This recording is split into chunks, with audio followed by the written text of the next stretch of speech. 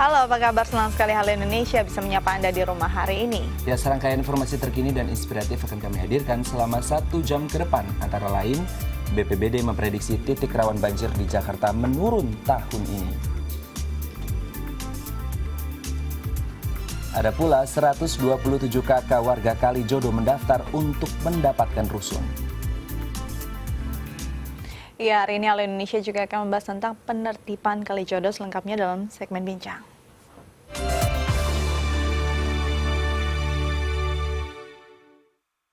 Pada puncak musim hujan tahun ini yang diprediksi akan berlangsung hingga Maret 2016, Badan Penanggulangan Bencana Daerah Jakarta menyatakan titik rawan banjir di Jakarta berkurang. Ya, jika pada musim hujan tahun 2015 lalu terdapat 120 titik banjir, tahun ini BPBD mencatat hanya ada sekitar 34 titik banjir di Jakarta.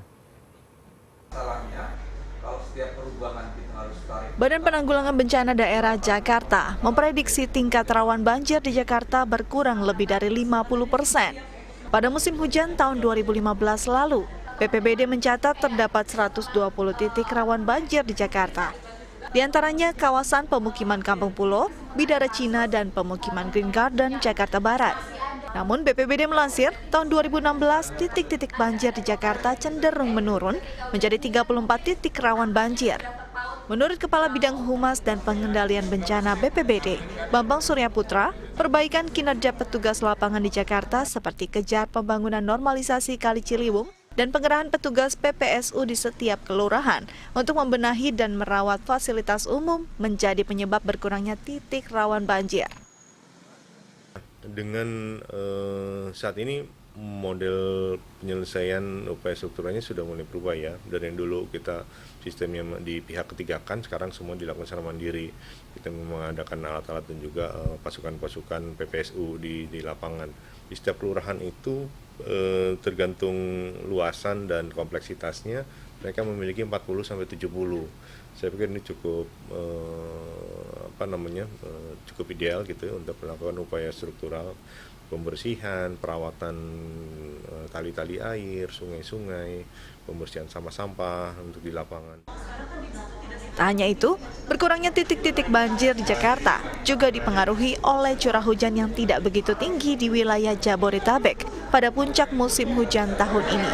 Dalam hal ini, BPBD terus melakukan koordinasi dengan BMKG untuk memantau kondisi dan curah hujan setiap harinya. Kami butuh partisipasi juga terkait dengan pelaporan. Ketika ada banjir gitu ya, segera laporkan. Banyak kanal yang kami sediakan melalui Peta Jakarta, melalui Clue gitu ya, atau langsung telepon ke 164 siaga bencana BPBD. Dengan begitu kita bisa cepat melakukan penanganan di lapangan dan juga ini dapat berbagi informasi untuk warga lainnya untuk tidak masuk ke daerah-daerah yang berbahaya seperti yang tergenang banjir tadi. Pada puncak musim hujan yang diperkirakan akan berlangsung hingga Maret 2016, BPBD menghimbau kepada seluruh warga Jakarta agar tidak memiliki rasa khawatir yang berlebihan, serta tetap menjaga kebersihan lingkungan sekitar agar terbebas dari banjir. Wadi Rizky Javier Almadinah, DAI TV. Pemirsa, sejak tanggal 21 Februari 2015, maksud kami 2016, kebijakan plastik berbayar telah diberlakukan di 22 kota di Indonesia. Pemerintah DKI Jakarta berencana akan menaikkan harga satuan kantong plastik dari Rp200 yang dibebankan kepada konsumen di swalayan menjadi Rp5.000 per lembarnya. Ya, sementara itu menanggapi hal tersebut, Ketua Umum Asosiasi Peritel Indonesia atau APRindo meminta Pemprov DKI terlebih dahulu melakukan sosialisasi. Harga Rp200 untuk satu kantong plastik yang dibebankan kepada pembeli di swalayan dianggap masih terlalu murah dan belum berdampak besar pada perilaku warga DKI Jakarta dalam mengendalikan penggunaan kantong plastik. Untuk itu, pemerintah DKI Jakarta berencana akan menaikkan harga Rp200 per satu kantong plastik menjadi Rp5.000 per satu kantong plastik. Menurut Wakil Gubernur DKI Jakarta, Jarod Saiful Hidayat, kenaikan tarif plastik berbayar tersebut disebabkan oleh fakta bahwa plastik menjadi salah satu penyumbang sampah terbesar di DKI Jakarta. Dari 7.000 ton sampah di Jakarta, 11%-nya adalah sampah plastik. Harganya kami sosialisasikan untuk retail modern itu saya usulkan 5.000 perak. Sudah ditetapkan belum? Belum, kami usulkan 5.000 perak. Sedangkan untuk pasar tradisional secara bertahap. Tapi yang jelas adalah seluruh kantong plastik itu harus berbayar. Tidak ada lagi gratis. Dan kami terus sampai tahun 2016 ini semuanya sudah. Menanggapi hal tersebut, Ketua Umum Asosiasi Peritel Indonesia, Roy N. Mandey, menganggap sosialisasi kebijakan kantong plastik berbayar masih perlu ditingkatkan. Karena beban harga kantong plastik yang masih terlalu mahal akan menuai kontroversi di masyarakat. Yang penting masyarakat menerima. Karena kalau kami masyarakatnya tidak terima di toko, kami masih kasih gratis. Karena jangan sampai berantem. Yang penting masyarakat setuju. Masyarakat mengerti dan sudah peduli. Karena intinya kan mereka harus membawa kantong sendiri. Substansinya adalah membawa kantong sendiri, bukan kantong plastik berbayar. Itu substansinya. Sebelumnya, Menteri Lingkungan Hidup telah mendeklarasikan kebijakan kantong plastik berbayar bertepatan dengan peringatan Hari Peduli Sampah Nasional minggu lalu dan akan diuji coba di 22 kota di Indonesia selama 6 bulan ke depan. Yeremia Tera, Topan Iskandar, Dai TV. Ratusan warga Kalijodo telah dipindahkan ke Rusun Marunda dan Pulau Gebang. Untuk mendata warga yang pindah ke Rusun, pemerintah Kota Jakarta mendirikan posko pendaftaran dan penanganan Kalijodo. Ya, salah satunya terletak di RT 7 RW 10 Kelurahan Angke, Kecamatan Tambora, Jakarta Barat. Lantas seperti apa perkembangan dari penataan Kalijodo ini? Berikut liputannya. Ya, saat ini saya sudah berada di kawasan Kalijodo, Jakarta Utara. Dan terkait dengan rencana Gubernur DKI Jakarta, Basuki Cahayapurnama, mengenai penataan Kalijodo, Pemkot Jakarta Utara telah mengedarkan surat peringatan pertama kepada warga Kalijodo pada 18 Februari 2016 lalu. Dan terlihat di sini sepi oleh warga karena warga telah pulang ke kampungnya masing-masing. Hanya terlihat beberapa anggota keamanan yang mengamankan daerah ini. Dan berikut informasi selengkapnya. Terkait surat peringatan pertama atau SP1 yang diberikan kepada warga Kalijodo, Pemkot Jakarta Barat dan Jakarta Utara bekerja sama dengan Dinas Perumahan DKI Jakarta menyediakan 400 rumah susun bagi warga Kalijodo. Rumah susun yang disediakan antara lain Rusun Marunda dan Rusun Pulau Gebang. Untuk mendapatkan rusun tersebut, warga Kalijodo harus melengkapi beberapa persyaratan, seperti KTP DKI Jakarta dan kartu keluarga. Kita harap mereka akan bongkar sendiri. Ya, kalau dia nggak bongkar, berarti kita akan kasih SP2 setelah 7 hari. Kalau SP2 dia juga nggak bongkar, kita akan kasih 3 hari SP3. Saya kira nggak, buat apa ditunda? Nggak ada tunda. Pemerintah daerah ataupun pemerintah Provinsi DKI Jakarta menyiapkan rumah tinggal buat mereka yang terkena program penertiban Kalijodo. Itu ada di rusun ya, ada di rusun Pulau Gebang, kemudian juga akan ada pindah ke rusun di wilayah utara itu di Marunda. Untuk jumlah unit kami siapkan dan pastinya cukup ya untuk bisa menampung tentunya dengan klasifikasi.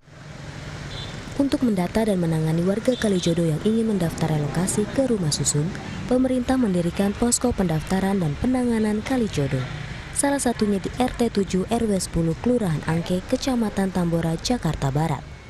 Posko ini tak hanya berfungsi untuk mendata warga yang ingin direlokasi ke rusun, tapi juga untuk mendata warga Kalijodo yang ingin ikut pelatihan dan alih profesi. Pada 19 Februari 2016, posko ini terlihat sepi dan tidak ada satu warga pun yang mendaftar. Namun pada hari sebelumnya sebanyak 127 kepala keluarga yang merupakan warga Kalijodo wilayah Tambora, Jakarta Barat telah mendaftar ke posko Tambora untuk direlokasi ke Rusun Pulau Gebang, Cakung, Jakarta Timur. Posko ini untuk menampung warga. Pertama untuk menampung pendataan warga, berapa sih data real warga yang tinggal dan punya KTP di wilayah RT 07 Kelurahan Angke ini. Dan selain itu, posko ini berfungsi juga untuk mendata berapa sih anak sekolah. Cara pendaftaran mereka membawa fotokopi kartu keluarga, membawa KTP, kemudian untuk mengecek apakah bangunan itu milik sendiri, ataupun bangunan itu sewa, mereka membawa kepemilikan. Bisa berupa PBB ataupun surat jual beli waktu zaman dulunya. Hingga saat ini, sebagian besar warga Kalijodo telah menempati Rusun Marunda dan Pulau Gebang. Pemerintah berharap semua warga Kalijodo nantinya mau dipindahkan ke rusun tersebut. Lydia Agustin, Rocky Oktasefriandi, DAI TV.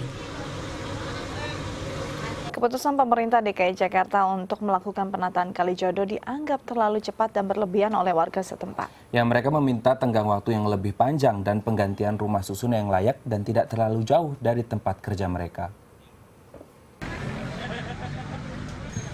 Keputusan Gubernur DKI Jakarta yang ingin menata kawasan Kalijodo dengan mengedarkan surat peringatan dinilai terlalu cepat oleh warga Kalijodo. Karena warga hanya diberi total waktu 11 hari untuk meninggalkan rumah mereka. Sejumlah warga Kalijodo juga mengaku keberatan akan rencana Pemprov DKI Jakarta yang akan merelokasi warga ke rumah susun sederhana sewa atau rusunawa. Samsudin adalah salah satu warga yang sudah tinggal di Kalijodo sejak tahun 1950. Ia menyatakan bahwa dirinya akan pindah ke rusun yang disediakan pemerintah jika fasilitas yang diberikan sebanding dengan apa yang ia miliki saat ini. Selain itu, ia juga berpendapat bahwa rusun Pulau Gebang yang disediakan pemerintah terlalu jauh dari lokasi usahanya. Impiannya sih lebih bagus dari yang sekarang, karena kita juga mau direlokasi. Impiannya ya lebih bagus dari tempat ini gitu. Rencananya sih ini yang tadi kan yang sekarang ini kan yang season 1. Itu sih rumah susunnya katanya untuk kedepannya 3 bulan itu bebas dari pembayaran. Nah nanti sekitar bulan keempat itu mulai pembayaran gitu. Justru kita bingungnya nanti bulan keempat itu. Nah kita harus gimana kalau kita nggak punya usaha gitu kan. Kita untuk bayar sewa itu gimana ya kan. Serupa dengan Samsudin, Sergio Agasta juga merasa tidak nyaman dengan keputusan pemerintah terkait penataan Kalijodo yang merupakan tempat kelahirannya. Selama 22 tahun, Sergio dan keluarganya tinggal di kawasan ini. Baginya, tak semua warga Kalijodo memiliki pekerjaan sebagai tunasusila.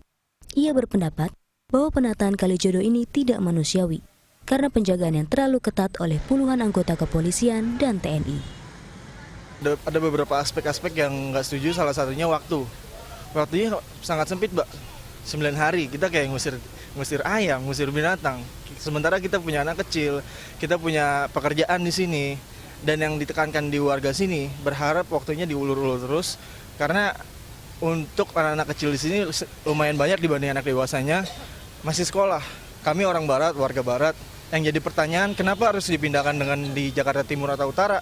Itu dia. Kenapa nggak harus di barat juga seperti di Rumah Susun dan Mogot? Jadi kita kan kalau untuk pindah daerah, pindah wilayah juga, kita harus mikir KTP kita harus ulang lagi. Kalau di barat mungkin ya KTP kita ke wilayah barat juga, seperti itu sih.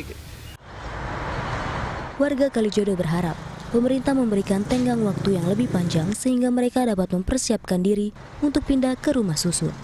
Mereka juga berharap mendapatkan ganti rugi yang layak dan sesuai.